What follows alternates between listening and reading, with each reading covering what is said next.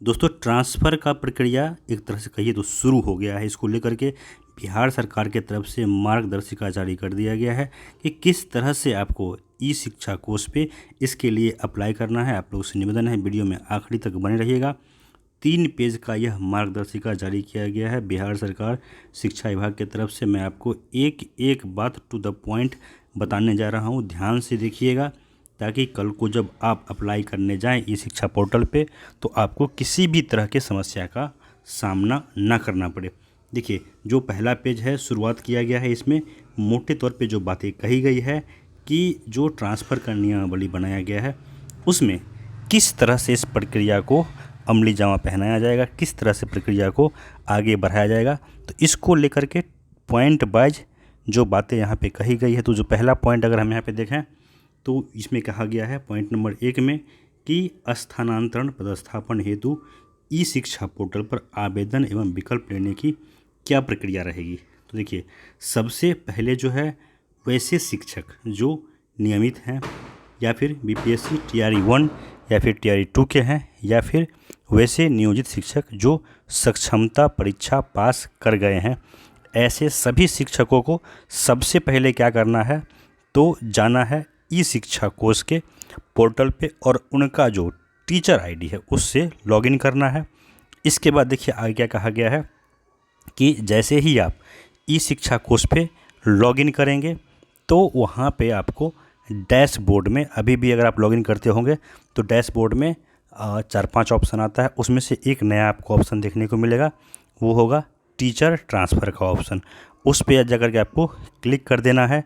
जैसे ही आप वहाँ पे क्लिक करेंगे तो आपको साइड में इस तरह का 3 लाइन बना हुआ दिखाई देगा। उसके बाद आपको उस 3 लाइन पे क्लिक करना है। उस पे क्लिक करने के बाद आपको एक फॉर्म देखने को मिलेगा जो होगा टीचर एप्लीकेशन फॉर्म। वहाँ पे जब आप क्लिक करेंगे तो आपको अपना मोबाइल नंबर वेरीफाई करना पड़ेगा। मोबाइल नंबर वेरीफाई करने का जो प्रक्रिया है वो सिंपल है। आपके नंबर पे एक ओटीपी आएगा और वो ओटीपी आपको उसमें डालना होगा। यानी कि जो सबसे पहला बात आपको ध्यान रखना है, जैसे ही आप अप्लाई करने जाते हैं तो आपके पास अपना मोबाइल रखना है जिस पे आपका ओटीपी आएगा और वो ओटीपी आपको वहाँ पे इंटर करना होगा, तभी आप आगे बढ़ पाएंगे। ओटीपी वेरीफाई होने के बाद देखिए यहाँ पे जो थर्ड पॉइंट में कहा गया है कि वैसे सभी शिक्षक जो नियमित हों, बीपीएससी 1-2 के हों, इनसे जो पहला ऑप्शन फॉर्म में ओटीपी वेरीफाई के बाद मैं बता रहा हूँ, जो पहला ऑप्शन आएगा कि आपसे पूछा जाएगा। क्या पूछा जाएगा कि क्या आप स्थानांतरण लेना चाहते हैं, यानी आप ट्रांसफ़र लेने के इच्छुक हैं। अगर आप इच्छुक हैं तो हाँ पे क्लिक करेंगे, अगर नहीं हैं वैसे कंडीशन में आपको नहीं के विकल्प पे क्लिक करके सबमिट कर देना है। अगर आप नहीं के विकल्प पे क्लिक करके सबमिट करते हैं तो फिर वहीं से आपका प्रोसेस वो ख़त्म हो जाएगा। लेकिन जो लोग हाँ सेलेक्ट करेंगे उनका फिर आगे का जो प्रक्रिया है वो किया जाएगा। आगे का प्रक्रिया क्या रहेगा इसको अगर आप देखें तो 5वें पॉइंट में कहा गया है कि राज्य के सरकारी विद्यालयों में कार्यरत सक्षमता उत्तीर्ण स्थानीय निकाय के सभी शिक्षकों को अपने स्वयं के टीचर आईडी से पोर्टल पे लॉगिन कर स्थानांतरण हेतु विकल्प भरना अनिवार्य है। विकल्प आपको भरना है, लेकिन अगर आप विकल्प नहीं भरते हैं तो देखिए क्या कहा गया है, विकल्प नहीं देने की स्थिति में उनके वर्तमान पदस्थापन ज़िला को गृह ज़िला मान लिया जाएगा और उसी के आधार पर आपकी पोस्टिंग कर दी जाएगी।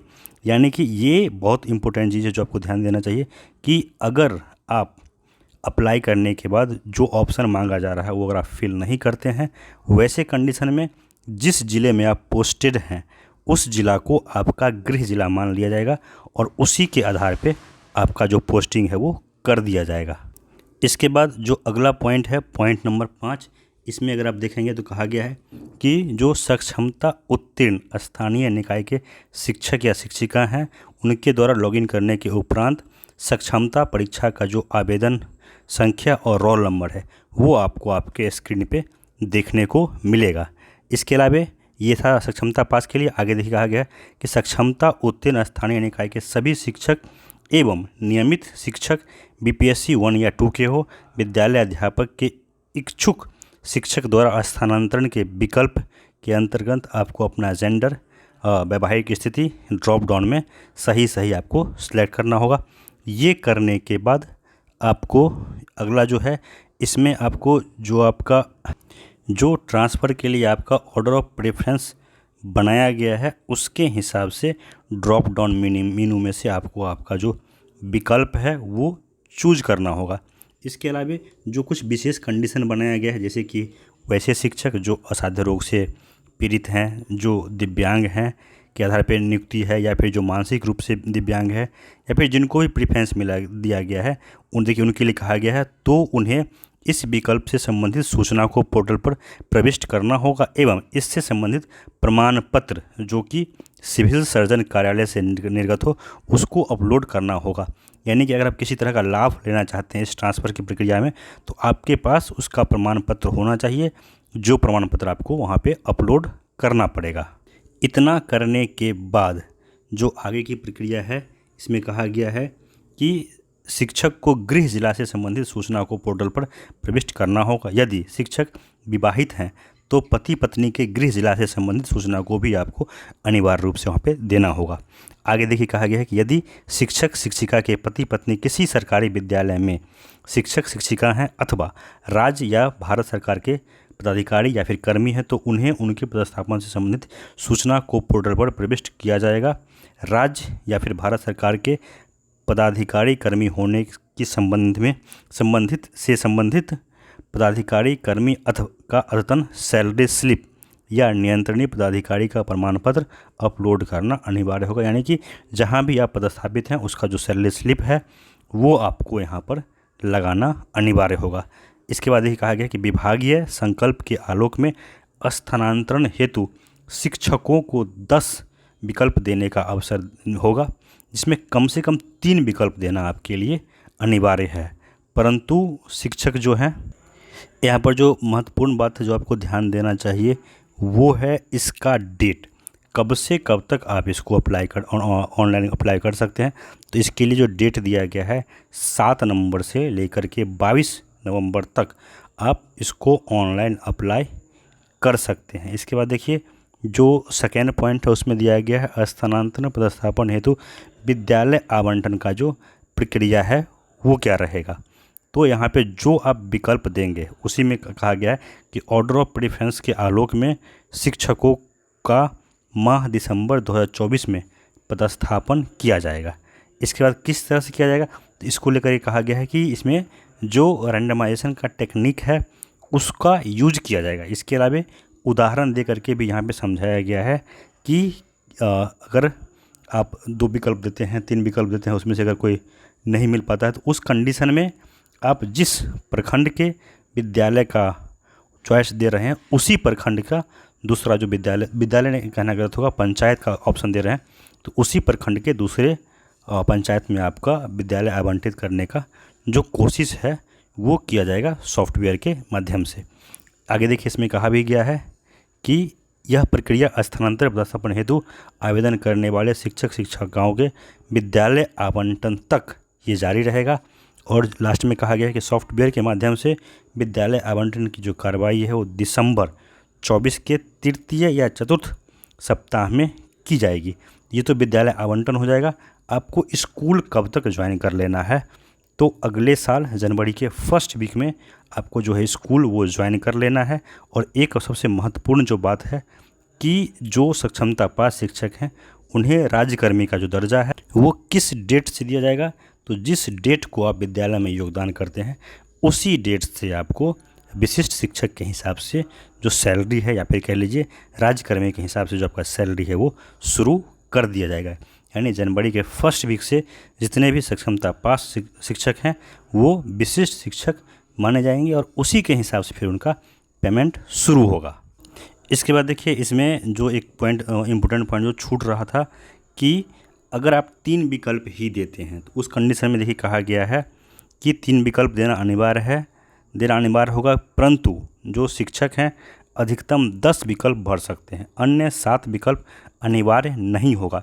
यानी कि अनिवार्य रूप से आपको 3 विकल्प देना है, 10 अगर आप देना चाहते हैं तो दे दें, लेकिन अगर नहीं भी देना चाहें तो आपको 3 देना बहुत ही एकदम कंपलसरी है, 3 आपको देना ही होगा। देखिए इसमें आगे कहा गया है कि उल्लेखनीय है कि यदि केवल 3 विकल्प देने वाले जो लोग हैं, अगर केवल 3 विकल्प भरा जाता है तो दिए गए 3 विकल्प में से रिक्ति नहीं रहने की स्थिति में सॉफ्टवेयर द्वारा उन्हें उस ज़िला या फिर निकटतम ज़िला में पदस्थापित कर दिया जाएगा।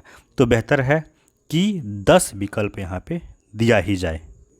अब देखिए जो सबसे बड़ा कन्फ्यूजन था कि कितना प्रखंड और कितना अनुमंडल में आप अप्लाई कर सकते हैं, तो इसको लेकर के देखिए यहाँ पे इसको क्लियर किया गया है। पॉइंट नंबर जो 12 है इसमें देखिए कहा जा रहा है कि जो भी असाध्य रोगी हैं या फिर जो महिलाएं हैं या फिर जो दिव्यांग शिक्षक हैं, उनके लिए कहा गया है कि 10-10 पंचायत या नगर निकाय का विकल्प दिया जा सकता है, जिसके लिए ज़िला, अनुमंडल, प्रखंड का चयन करते हुए पंचायत नगर निकाय का चयन किया जाएगा।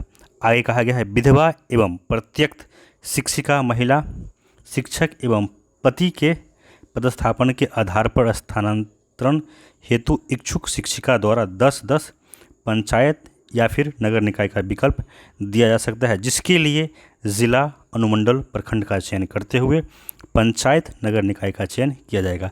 अगला पॉइंट में कहा गया है कि ट्रांसजेंडर के लिए महिला शिक्षिका हेतु निर्धारित विकल्प उपलब्ध रहेंगे। आगे कहा गया है कि पुरुष शिक्षक, सबसे जो इसमें कन्फ्यूजन रहा है या फिर कह लीजिए जो विवाद रहा है वो पुरुष शिक्षक को लेकर के ही रहा है। इसको लेकर के कहा गया है कि पुरुष शिक्षक द्वारा 10-10 अनुमंडल का विकल्प दिया जा सकता है, यानी कि एक पुरुष शिक्षक 10 अनुमंडल का विकल्प दे सकते हैं, जिसके लिए ज़िला का चयन करते हुए अनुमंडल का चयन किया जाएगा। यानी कि आपको पहले ज़िला का ऑप्शन सिलेक्ट करना होगा, उसके बाद उस ज़िला के किस अनुमंडल में आप जाना चाहते हैं ये ऑप्शन आप सिलेक्ट कर सकते हैं। एक अनुमंडल वाले ज़िलों के पुरुष शिक्षकों द्वारा निकटतम ज़िला के अनुमंडल का विकल्प दिया जाएगा, यानी कि वैसे ज़िला जिसमें एक ही अनुमंडल है तो फिर आपको आपके अगल बगल के ज़िला का अनुमंडल आपको यहाँ पे देना होगा। इतना करने के बाद ये कहा गया है कि स्थानांतरण हेतु आवेदन भरते समय की गई प्रविष्टियों को किसी भी समय सेव ड्राफ्ट बटन क्लिक कर फॉर्म से बाहर निकल सकते हैं या फिर लॉगिन करके शेष आंकड़े सूचनाओं को भर सकते हैं। यह विकल्प आपके द्वारा भरे गए प्रविष्टियों को सेव करने के लिए है, ताकि पूर्व से भरी गई सूचनाओं को पुनः आवश्यकता होने पर उसको यूज कर सकते हैं। इसके देखिए आगे कहा गया है, आगे जो प्रोसेस है ये इम्पोर्टेंट नहीं है। यहाँ पे मोटे तौर पे जो भी प्रोसेस था वो मैंने आपको पूरे डिटेल में समझा दिया है। ये टोटल 6 पेज का PDF है, जो मैं अपने व्हाट्सएप ग्रुप में और टेलीग्राम ग्रुप में दोनों जगह डाल दूंगा।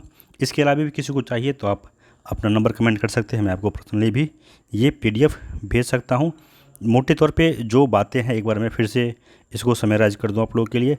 सबसे जो पहला प्रक्रिया होगा आपके लिए कि आपको ई शिक्षा कोष पे लॉगिन करना होगा, अपना मोबाइल नंबर वेरीफाई करना होगा। उसके बाद आपसे पूछा जाएगा कि क्या आप ट्रांसफ़र लेना चाहते हैं तो हाँ पे क्लिक करें, नहीं तो ना पे क्लिक करें। हाँ पे क्लिक करने के बाद फिर देखा जाएगा कि आप किस कैटेगरी के शिक्षक आते हैं, जो कैटेगरी बनाया गया है। अगर आप महिलाएं हैं तो आपको किसी भी ज़िला के किसी भी अनुमंडल के किसी भी प्रखंड को सिलेक्ट करते हुए 10 विकल्प दे सकते हैं।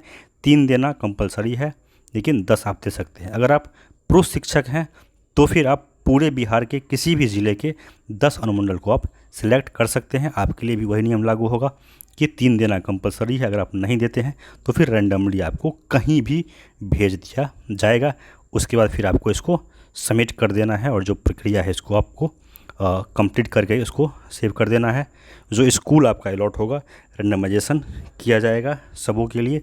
तो एक बार मैं फिर से वही बात कहूँगा जो मैंने पहले कहा है कि जो BPSC शिक्षक हैं वो इस ट्रांसफ़र प्रक्रिया में भाग ना लें तो ही बेहतर है, खास करके वैसे BPSC शिक्षक जो गृह जिला में पदस्थापित हैं, क्योंकि 10 अनुमंडल का विकल्प देने के बाद आप कहाँ फेंका जाएंगे, कहाँ जाएंगे, इसका कोई भी लिमिट नहीं रहेगा। इसलिए बेहतर आपके लिए यही है, जिस स्कूल में है, अगर गृह जिला में है तो जिस भी स्कूल में है, जिस भी अनुमंडल में, वहीं आप पदस्थापित रहें, यही आपके लिए बेहतर होगा।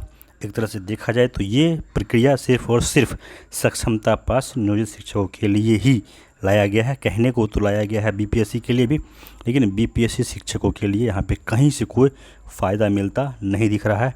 आपसे पहले ज़िला का चॉइस लिया गया था। अगर आप 10 अनुमंडल का ऑप्शन चॉइस देते हैं तो कम से कम 3 से 4 ज़िला आपको सिलेक्ट करना ही पड़ेगा, फिर कहीं भी जा सकते हैं। बाकी आप स्वेच्छा से जो आपको सही लगे वो कर सकते हैं।